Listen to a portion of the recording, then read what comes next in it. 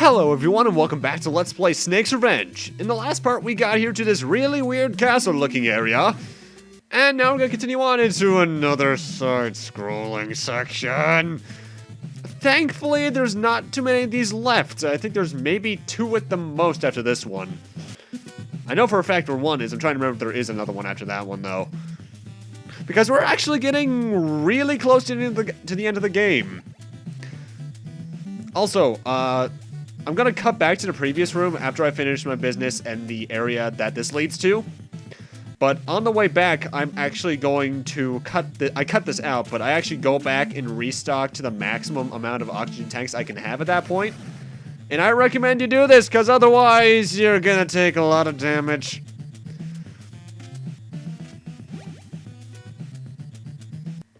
You know, I think I mentioned it before, but the side-scrolling sections here, you know, I actually like them in concept, are probably the weakest part of Snake's Revenge. Because there's a lot of bullcrap, like you can get spotted by guards that you don't know where they're until you actually reach the screen and such, and I don't like that. Also, I'm taking the alert because it's just faster for me to run past these guys. Plus, these grenadiers have shit aim. Anyway, you might remember that we got those boots last part. Now we can use them. These things are a classic, fictional, well not fictional, classic common knowledge, quote unquote. If you have rubber-soled shoes, you cannot get hurt by electricity, meaning electric floors no longer will hurt you.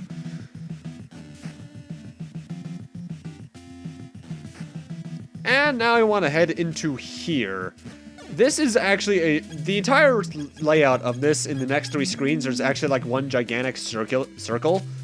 But you do want to get stuff that's in 2 of the rooms, particularly the one on both of the ones on the left side of the circle, actually. Because in here, we got our good old friend, body armor. Well, bulletproof jacket, but technically that's bullet resistant because there's no such thing as bulletproof. And it's the body armor from the last game, really. It just prevents damage. Well, it lessens damage. Heck, it's even called the armor vest. And in here we got the hidden mic. I'm not sure if this is required, because we use this to learn something fairly important, but I'm not sure if you need to see that, what it shows you in order for what it shows you to work, or if it's one of those event trigger things. I guess I'll find out eventually. Maybe one day I'll skip it. And in here we got some truth gas, though. You don't really need it, because if you have as much as I do, you're good. And now we're back in this room. Because now we want to head right into my least favorite section of the game. I hate the side-scrolling section. It starts off pretty tame with a couple of guards, but then it rapidly gets shitty. Why? A good 85% of this is underwater. In a good 60% of that, there's stuff that you can't, well, you have to duck under in order to get past without, you know, getting caught, or you just have to duck in general. Doesn't know there's a lot of grenades, so you might end up taking some cheap hits. Thankfully, if you're wise enough, you should have enough rations to survive it, but it's annoying. And now we got what I like to call the crawl. Metal Gear Solid 3 has a ladder. Metal Gear Solid 4 has its 9-hour cutscenes. This game has this. We are crawling for about 8 of those 9 oxygen tanks I had. And just to make it go even slower, they put these things in the way. Which, mind you know, from a construction standpoint, this actually makes sense. This might be some sort of filtration or tunnel system that's there to, you know, get water to other buildings. But now we're just blasting through the grating and walking through it. Though I question how no one can hear the concussive force being used on these gates. Because we're not too terribly far, the shockwave should still at least show up on the other side of the water, but okay. Mind you, I could just be bullshitting because I basically know nothing about the way explosions work in science. And finally, we're at the end, and won't you know it, just when you have a breath of fresh air, you can finally breathe again, they put grenades in your face. No, I have to admit, that's pretty good security-wise, at least. And now we have even more. The section just keeps on going. I'm still trying to recall, though, if this is the last one of these or not. I think it might be, but I could also be very wrong, because it's been a while since I last played this. Also, why is that camera there? No, seriously, unless you're jumping, you're never going to get spotted by it. From a game design standpoint, that doesn't make sense to be there. From a design of a base standpoint, that makes sense. You know, have cameras in your weakest secured the areas of your bases that have the weakest security, keep cameras on, like that, but still. And now welcome to the, I think this is technically the main base, actually, of our enemy. Oh, hello there, Transceiver. Hello there, Jennifer. I found the plans for Metal Gear 2. The enemy's commander is going to launch nuclear missiles all over the world. Hurry up! Okay, then. Also, I apologize if you hear any vibrations going on, like in the background or such. My family is watching a particularly loud movie, either Interstellar or Spectre, I'm not sure which, but the subwoofer is going to be kicking up some vibrations. So I apologize for that in case you can hear it. Anyway, let's gas this guy. Actually, you likely can hear that. Huh. Our commander is invulnerable. No weapons can harm him. Yeah, the last thing that was supposedly indestructible I destroyed with some C4s to the feet, so I doubt anything's truly invulnerable, and I think technically speaking from a universal standpoint it is impossible to be completely indestructible. I think. Don't quote me on that, I'm not good with, well no, I'm good with science, just the fact I don't know enough about it, so I really should do research beforehand.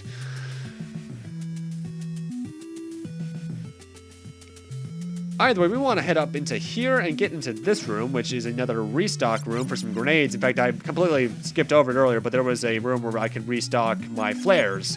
And I recommend you get a couple. You don't need many, but still, you might need more for all I know.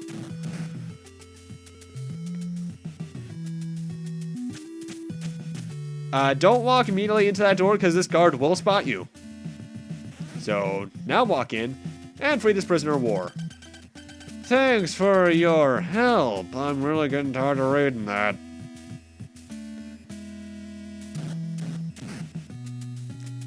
Thankfully, we are, like I said before, almost done with the game.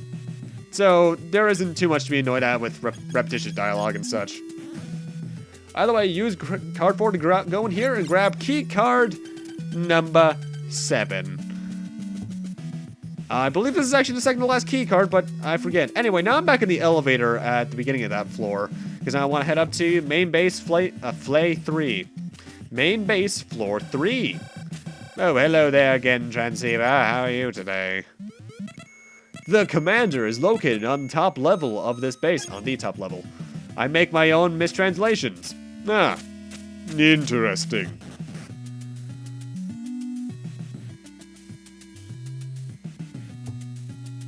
Anyway, as you can see here, we have something blocking our path, but like at the beginning of this whole main base thing where we were in the minefield area, just use the power armor.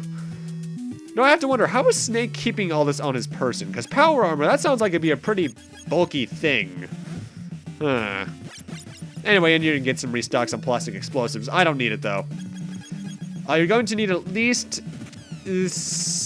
8 coming up. So make sure you have at least 8. Hug the bottom, because there's a pitfall there.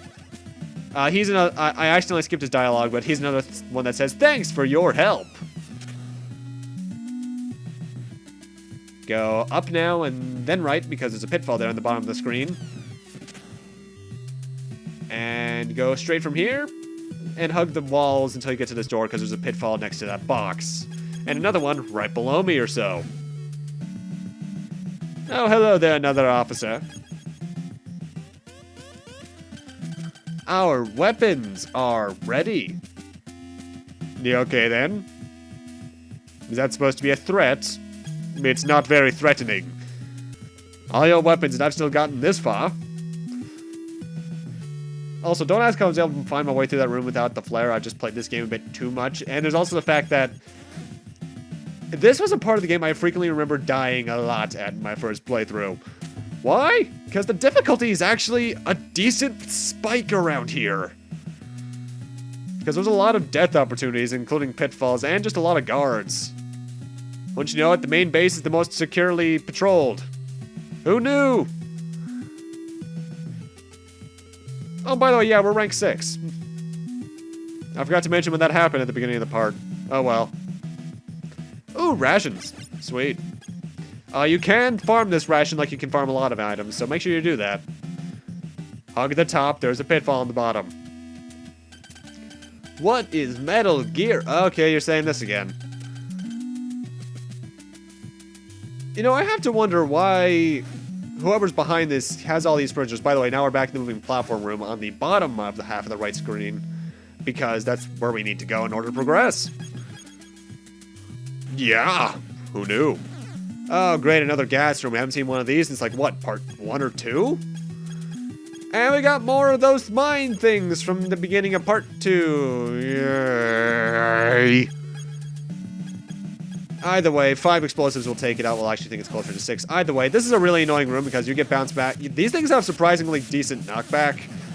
And you take gas damage pretty quickly. And since there's no gas mask, stay on the healing. Also, don't do what I just did. If you go into a menu when a mine is out, that mine's no longer there. Curse you, NES limitations. Getting in my way once again. Suddenly, Tim Curry. Meh. Come on, come on, go, go, go, go, go, go, go. Okay, get that healing done. I think I said it before, but Snake's Revenge is probably the hardest out of the original 3 games, at least, that were released. I'm trying to remember if this is harder or easier than Solid Snake. I can't remember. It's been a while since I played Solid Snake. Weirdly enough, too, because that's probably my favorite out of all the 8-bit Metal Gears. Eh. Either way, this room's a bit interesting. You have been trapped! Ha! Ha! Oh, God. And boom! Like a third of my life gone from that suicidal bomber. And he respawns if you re-enter that room, so be careful. But do keep in mind that room for later, because I will be cutting back to it. Not the room with the suicide bomber, the room that the suicide bomber is led... no, that you get... The room that has the door that leads to the suicide bomber. There we go. That is how we grammar. I think. Yeah. Either way, this room is pretty interesting. See those lines on the floor? They're traps. Spears, weirdly enough, in this castle, even though that's like a jungle trap. And you might notice I was taking lingering damage. These things are poison-tipped. If you touch them, you get poisoned. That's why you needed to grab that antidote in that one building earlier on. You didn't need to grab 12 like I did, but it's good to be cautious. And now card 7 we can enter here and get some more plastic explosives, and even though I accidentally skipped for past the dialogue for it, a backpack. This will come in handy later. And now we're back where the suicide bomber was. Now let's use that X-ray lens we got earlier. Oh hey, this thing shows off walls you can bomb. So let's get out our plastic explosives and blow that sucker up. I seem really excited about blowing up a wall. I guess that's how you can tell college has been kind of boring recently. Though I have been playing a lot of, alarm. Yeah, that makes sense. By the way, don't watch out for those silver guys, because they run right into you and explode. But anyway, in terms of what I've been doing recently, I've been playing a lot of Final Fantasy X HD Remaster on my PS4. I beat it, but now I'm working on Max Sphere Grid, because I'm going to need it for the Dark Aeon's Nemesis and Penance. I'm not looking forward to maxing out everyone's Spear Grid, because I want to get all the trophies. Oh, it's going to be hell. Anyway, this room's interesting. Use the hidden mic in it. Also, they used the wrong version of Mike. Hey, have you seen my friend Hidden Mike? He's down here. And then get back to the screen, and we get this dialogue. The commander's only weak spot is the soles of his feet. That is one hell of an Achilles heel. Quite literally, actually. That was an intentional joke. And blow up this wall.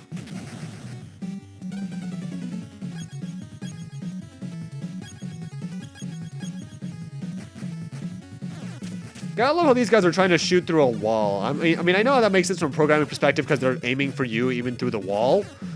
But from a logic perspective, that's like Sonic stuff. That's stuff you see in like a Sonic or James Bond movie.